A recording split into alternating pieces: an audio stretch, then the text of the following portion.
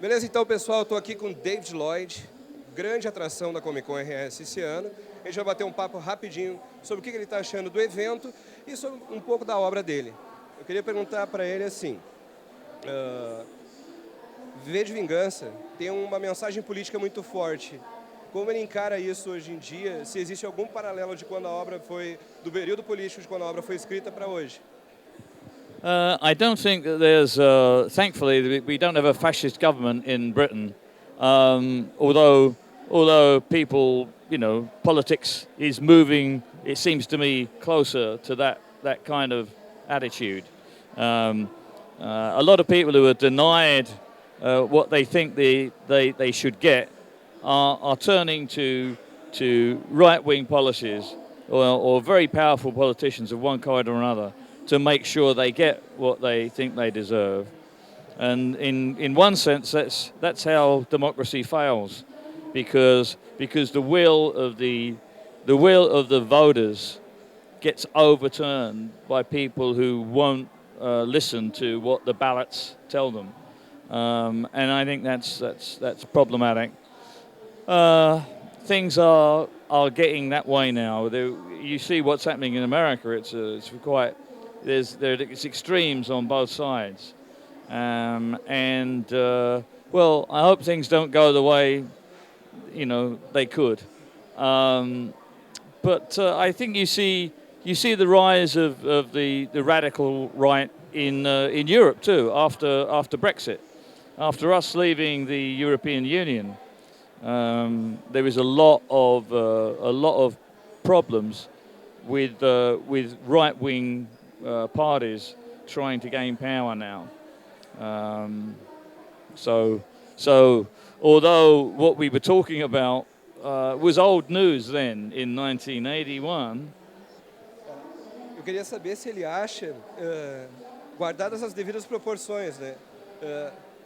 V de Vingança fala sobre um futuro distópico.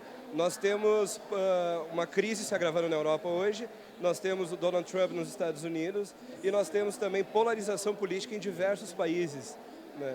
Se todo esse contexto político que ocorre hoje em dia, o que se assemelha? O que a gente pode ver, né, de V de Vingança em extremos cada vez mais presentes no cenário político mundial? Well, I just think everybody has to be on their guard to avoid the possibility of extremists gaining power. Ultimately, it's up to the voters. There's not much we can do about it. As artists or writers, you can warn. I mean, that's like George Orwell warned in 1984, and we warned in V for Vendetta. But at the end of the day, it's up to the people. The people will decide whether they want a radical government or not. I mean, you look what happened in the 30s in Germany. In Germany, people came out of mass unemployment, hyperinflation. They were desperate for a savior, and look who they found. So, but it can happen. It's just you can only be on your guard, and I just hope there are enough people sensible enough not to give power to people who really are in it for their own ends. A gente vive uma era onde a adaptação de quadrinhos no cinema está bombando demais. A gente tem até, eu acho que um lance meio over, assim, uma produção excessiva.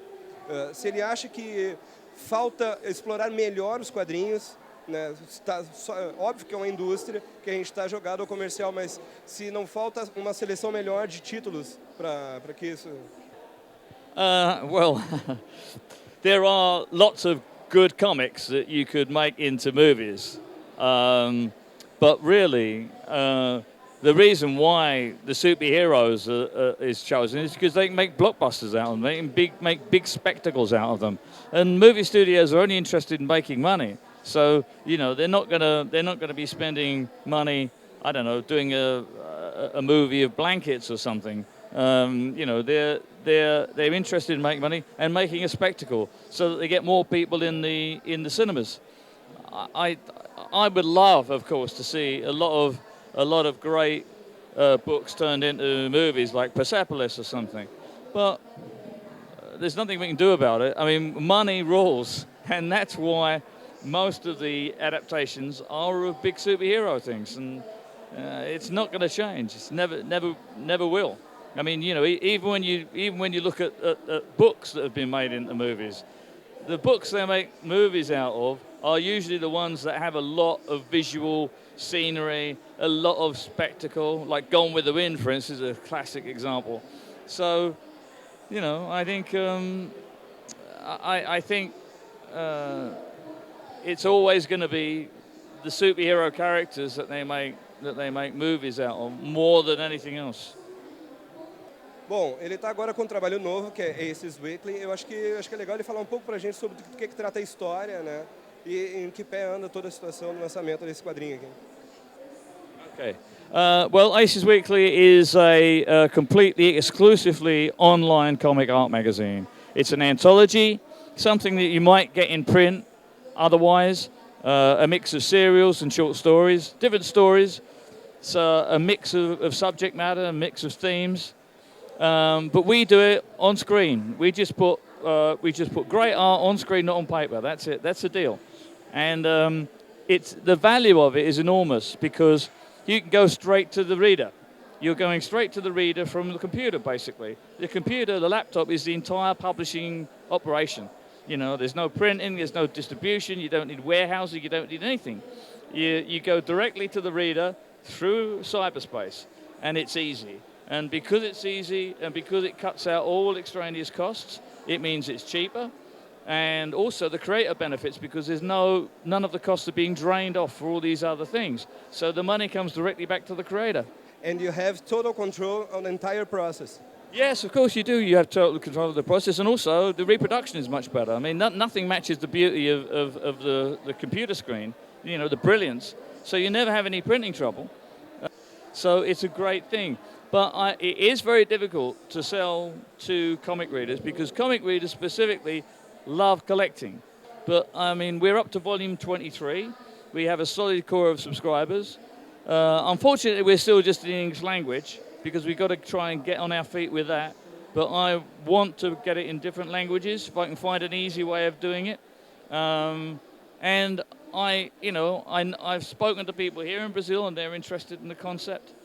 But it is a tough sell, and I just hope that people will recognize the value of it, not only to themselves, but to the people who we actually create the comics themselves. It's the 21st century. You know, we should be using 21st century technology, not 19th century technology. So let's do it.